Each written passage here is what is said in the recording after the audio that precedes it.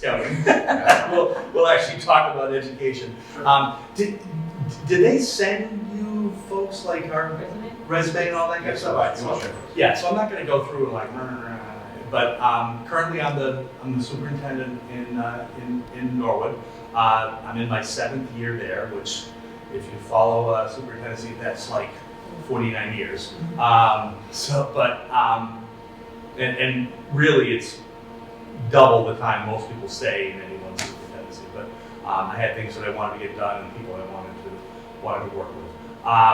But at this point, it's just time for a new challenge, a new place. You know, I always get several questions. You know, why Marshfield? Jeff and I were both principals in Bridgewater Rainham together. He was the high school principal. I was the Rainham Middle School principal. I know him very well. I know the quality of his character, the quality of the work that he does. He and I are very similar in how we approach and do things. You know, so I have a very good feeling about where this district is. Looking at the strategic plan, I see a projection and a direction that is. Oh, I'm saying nice things about you. Oh, you don't have to do that. Go away. All right. So, and you know, I know that by coming here, there will be good work to do, good people to work with, and a good culture to enter. To be honest, in Norwood, it was a rebuilding project. In Blackstone Middle before that, it was a significant rebuilding project. There were things that were not happening there that were not consistent with what the frameworks were in Blackstone Middle. In Norwood, because of tough budget times, they hadn't been able to spend money on curriculum and professional development. I was able to get an override passed with a lot of help from a lot of great people. It was the largest override that was ever passed in the state of Massachusetts, an operational override, which is a permanent raise of the taxes. And that gave us, it was an $8.6 million, and $6 million of it went to the schools, and we were able to get off and running. So those, so 6 out of my 7 years there have been about bringing in curriculum, getting people trained on how to use it, and now we're finally coming back to instructional practice. So the table's set, if you will. There's definitely still work to do in Marshfield. This is, I also have had the good fortune of working with Ellen Martin, and when I was an assistant superintendent, as part of that group. She's fantastic as well. Don't tell her I said that. And I know that I'm going to be able to really come in and do some great work and keep the ball rolling that is already in a good spot. The other question I often get is, why do you want to be a superintendent? And my quick, wise guy answer is because I'm crazy and probably should be committed. The reality is that I never intended to be a superintendent. It wasn't something I aspired to or woke up at age 10 and said, I want to be a superintendent. It was not something, it was kind of a natural progression when I was a building principal and experiencing some leadership above that was not the kind of leadership that I value or I think that builds organizations. And I knew I could do it better than some of these people, or do it in a positive way that would build a community and it would continue on. That's when I decided I was going to go along that path. And I'll give you one example. So, I believe that as a leader, you're developing other leaders. A good leader is not someone that has all the answers to all the questions. A good leader is someone that builds a culture and a climate where good answers to all the questions are established by the team of leaders. I'm not someone that walks into the room and says, I'm the smartest guy here, we're going to do it this way. There's a lot of conversation. I value and believe that the most important aspect of the cell of the organism is the classroom.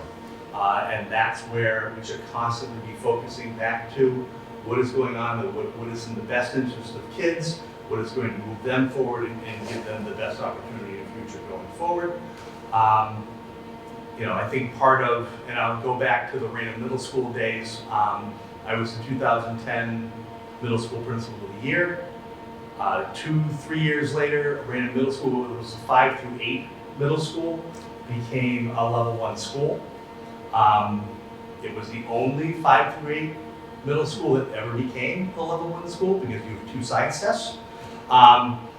And that was a concerted effort and collaboration with my teaching staff and the instructional leadership team that I had around really focusing on kids, what they needed, how they were progressing, and not just, I was doing response to intervention or MTSS before we had an acronym for it. We not only looked at how do we reteach and make sure kids are making progress, but those that were ahead, we were challenging them at a different level. So it's not just raising the floor, it's also raising the ceiling so that everybody is getting what they need. The greatest example of that is that we really did not have pull-out special ed anymore. It was all done in the classroom, right with their peers, with the core curriculum. We did have 2 substantially separate programs district-wide. Those kids were out in the classrooms by the time. Our goal was that they were going to be included when they went to the high school. We convinced parents to do that. That's what changed things around. And I was very excited that we got there. And I was very excited that the scores went up. And I think I took the greatest pride in the fact that, so we became a level 1 school. I left for Blackstone Millville, ran a middle school to a level 1 school 3 years following. So that I think is what I take the most pride in, because obviously it wasn't a one-stop shop. It wasn't because Dave was there. We built a culture and a community that really was focused on student achievement and what was best for kids. And that's kind of the why. So, all right. So you're gonna have to go back and forth. There's no hiding now. Now you gotta ask questions. So, Yeah, no problem. Pet projects, starting in terms of like day one when you walk in the doors or something you want to start with. Right my pet project is to find out who does what is working, and do twice as much listening as I do talking. I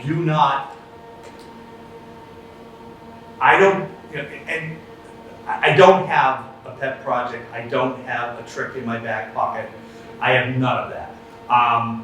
Because just like kids, everything kind of needs to be personalized, right? So my role is to come in, learn what we're doing, learn how it's working, get input from people, get the history, get the context, and figure out, what are the things we're going to look at to move forward. And there's a brand new strategic plan. So there's already some pet projects on the table, right? And it's pretty substantial. I'm not sure we need a new one, a new pet project from some crazy guy coming in who doesn't know us, right? But I'm very serious about that. And again, back to this this not so great leadership thing that I've seen elsewhere. People coming in and going, oh, I always do this, we're doing this. That I find that disrespectful. They don't know what we're doing right now. They don't even know if it's working yet, and they don't know how it's going to work. And I can think of one guy that went to 3 different districts and he bought special education buses. That's what he did. That was his thing. There you go. That's great. Do we really need that? Do we really need transporting that many special ed kids in this particular district? And I've left the district, and I've seen someone come in and just move people out. I'm like, why would you do that? That's your institutional knowledge. Those are the people that have been here and done the work.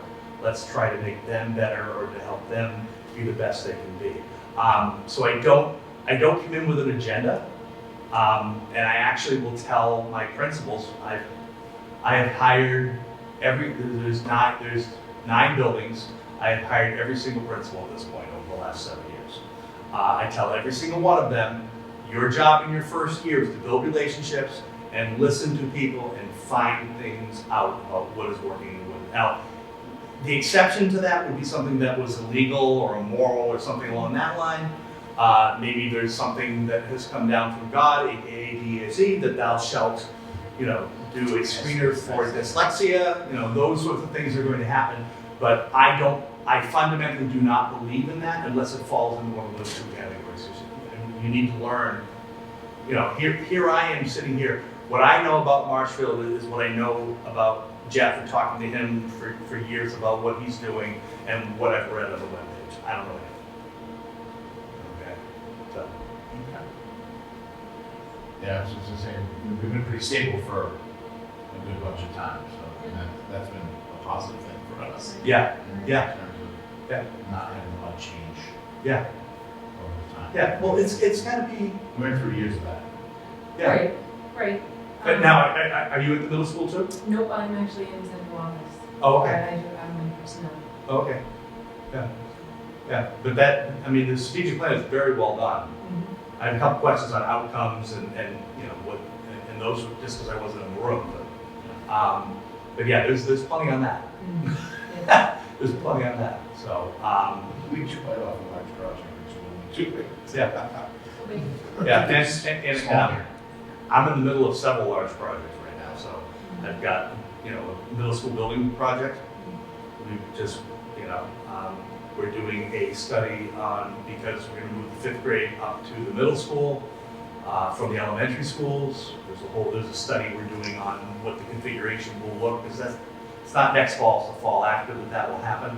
There's a whole staffing piece of that we need to look into. We need to look at how we're gonna reconfigure the elementary schools. And they've been neighborhood elementary schools with the same neighborhoods for 100 and some odd years. So if we're gonna do that, it's a good time for me to get out of town before the pitchforks and the torches come. Maybe that's the real reason. I don't want to put it in tar and feather. Wasn't easy here. Yeah, and then, I just did it. yeah, and so those two, there's a third one. Yeah, but, yeah, I get it. So, and that's after spending about six or 7 years setting the table with that, which is, you know, a lot of time and assuring people that it's okay, take a risk. Don't worry, you don't need to know this on day one, because teachers are professionals. You know, that's our downfall. You saw my room. No, well, science teachers might, as a former science teacher, we might be the exception. Yeah. There's nothing perfect about my room. So I've got so the back, you know, we have I live in a very large palatial estate. It's a 3-bedroom thing, and there's this back extra room that was the kids' playroom. And now it's kind of like my office and the laundry room. So we moved the laundry up when we first moved in. So it's kind of, so you know, I'm doing all these Zooms during COVID, and you know, jokingly telling people that I was live from the laundry room. But because I've been working there, there's all these papers stacked. So I have homework during the break from the boss lady at home. You're gonna get rid of all these papers, right? Oh, yes, dear. Yes. Have a to-do list. Yeah, to-do list is always good. I just wish mine was smaller. So you did mention that, you know, 7 years, not just at one school, but in total, as a superintendent is a long time and not typically heard of. So, I know you said you're looking for a new challenge. Yep. And that's. Yeah, so I've got about 6 or 7 years before I retire. So, I mean, and you know, I'm not looking to be jumping around. I mean, Right. if you've watched this process, I think, you know, I was joking about it, I haven't done this in 7 years. You know, it's not easy because it's a public process, right? You get to you do the first part, and then it's a public process, right? Which is fine. It's a big job. I'm a big boy, but it's not something that I'm looking forward to do. Again, So you had to tell your district too, right? what's that? You had to work in district too, they were looking, so Yeah. they know. Oh yeah, no, It's yeah. not hidden. Yeah, and that could be, you know, kind of a kiss step. But it's time for them to, actually, they're doing a search now, because I announced that I was going right off into the sunset back in. So it wasn't fair for me to wait until I found, because some of these positions won't be listed in March. Right. You know, and I knew that I was not going to continue. It was time for somebody else that got to that point. there's people on my leadership team that are not happy with me making that decision. I told them I love them anyways, but you know, it wasn't fair to leave them in the lurch, so I wasn't going to do that. And there's lots of options. I mean, when I was a principal and assistant superintendent, I was teaching college part-time. I wouldn't mind going back and doing that. But there are a few positions right now that I'm looking at, and this is probably the top of the list.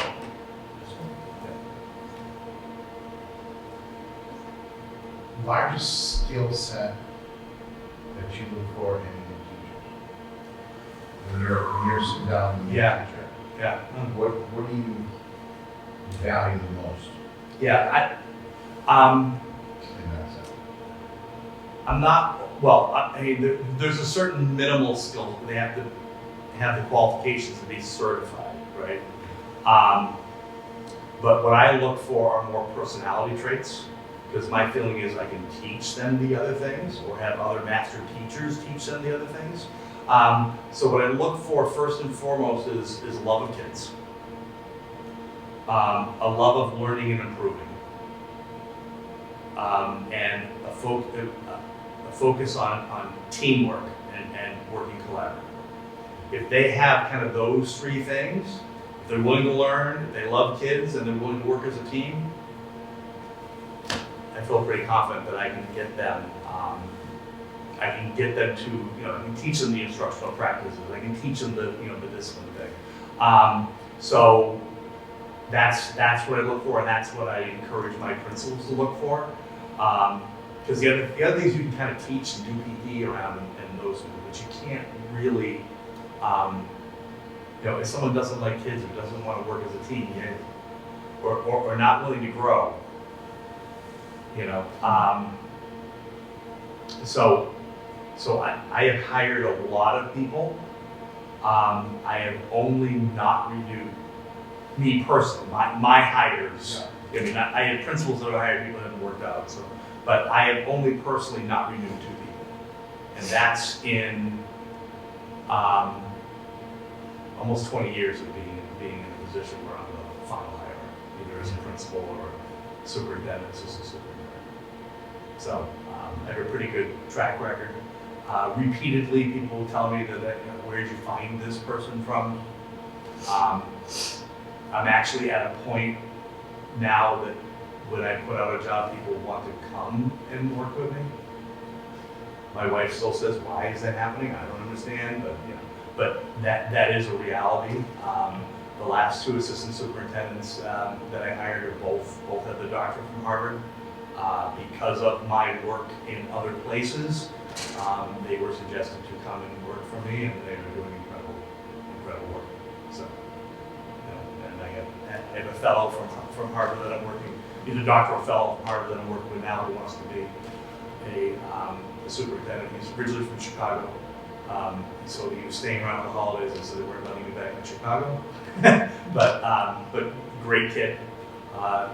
Man of color. He's coming out and helping us with some of our some of our strategic plan pieces that kind of got pushed in the back because of COVID.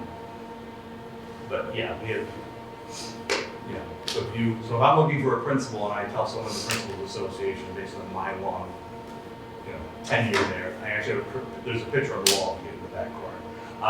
All the former presidents are up there. They'll suggest people apply. So. I got one more. Go ahead. Okay. Yeah. Largest lesson learned from the pandemic. Largest lesson learned from the pandemic. Which stage do you want to talk about? I mean, some schools came through with flying colors. Yeah. And others Yeah. struggled like crazy. Yeah.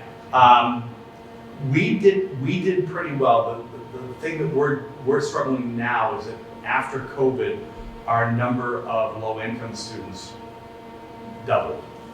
We're at 57.7% high needs right now in Norwood. And part of that is apartments and affordable housing and these sorts of things. And it's always been, the south side of Norwood has always been a community that has been a first immigrant, sort of. the Swedes, the Poles, now it's people from Central and South America. So it's always kind of had that piece, but that has been a challenge. I think, well, I guess I was, well, a couple. There's a lot of things. How real fear can be in the beginning, and how that can affect how people behave and approach things was kind of the first challenge. Then, the need for communication, and consistent communication about things, and people were home and they were reading things. That changed after COVID. But, and then the lack of grace and patience towards the end. People, you had some protocols in place. Why are you still doing this? And it's kind of funny because I think back to my grandparents and what they went through during World War II and the length of time that they sustained the war effort. And I look at what happened in a year and a half without that same level. I mean, similar things, still had to, still finding toilet paper, and all this other fun stuff. But, the lack of some grace and patience getting through that, I'll be honest, it was kind of disappointing.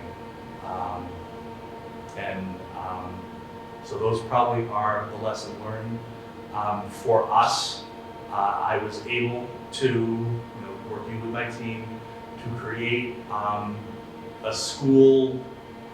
COVID school system in a hybrid format that mimicked the full school experience. So we had a fully virtual school, and I had to hire staff for that. And then we had people put into teams, so you would have half the class in, someone would teach them in person, and the other half of the week they would be home, and there would be another person that would meet with them on screen for the day and teach them. Okay?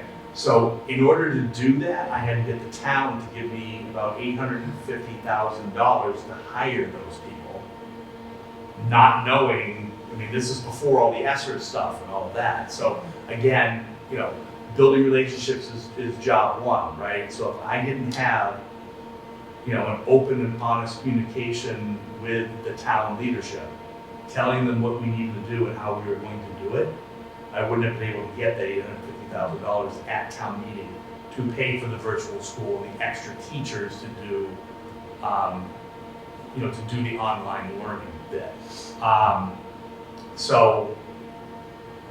And then a lot of teachers were obviously, a lot of conversations with teachers about how we're going to keep them safe, how we're going to do this, the traffic patterns, in the hallways, and the distancing. It's just mind blowing. And you're sitting there in June and July trying to figure this all out, and there's no script for any of this, right? But a couple takeaways. The importance of those relationships and me being able to get that from town meeting, and it was 85% of the people voted for it. Okay. Because we did it, and because it got the selectmen and the FinCom to say, yeah, we're going to get you that money. Okay, I was able to hire early, so I wasn't looking for staff. Okay, then working with the teachers, there's a lot of them. So when I got there, they did not have one-to-one Chromebooks in any way, shape, or form. That was one of the first things that we did. Was we got Chromebooks from 6 to 12.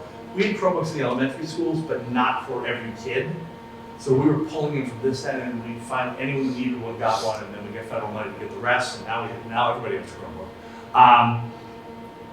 But getting teachers used to Google Classroom was not a thing, right? So we brought in people to teach them how to do that, and all this PD. We had a whole committee of people to put together and kind of scope out lessons on how they'd be done. And we actually, so a normal week is like 35 days worth of instruction, right? We were at 31 and a half hours of instruction for all of our kids in a week.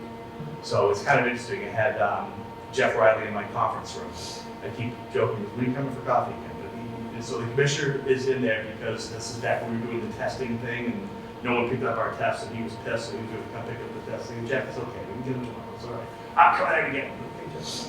So he comes down, and I'm talking to him, he sits down, we're bringing all the testimony to school, while he's waiting there. And I'm telling him about what we had done, and his mouth was on my thumbs. Because he was like, this doesn't work, this doesn't work. So it worked as well as it could work. We still had, it, just as a kid, you know, we learned at the end, just as a kid was there in school on screen doesn't mean they're necessarily learning at the same level, right? Assessment was a little more difficult, right? All these things were not quite there, but we did that. And then, you know, we got the ESSER money from the federal government, and I gave the $150,000 back to the town. So, and again, because if I keep that money and I have money, right, that's not being a good partner. You know, that's not building goodwill. When I have another crisis, are they going to come help me? But they gave it not knowing. No, that was way wasn't before. even That on was the way table. before. Yeah, they gave it to me way before. Yeah. They gave it to me. Like, they gave it to us. You know, way before. Way before. Way before there was any federal money coming our way. There was a little bit of federal money to like buy like masks and cleaning stuff and all this, but not that stuff. Yeah, they were like, woo. And I'm like, yeah, you gotta give it back. That was a, no. Can we keep some? No, we gotta give it back. And then there was ESSER 2 and then ESSER 3, you know, all that good stuff. Yeah. Thanks. Thank you.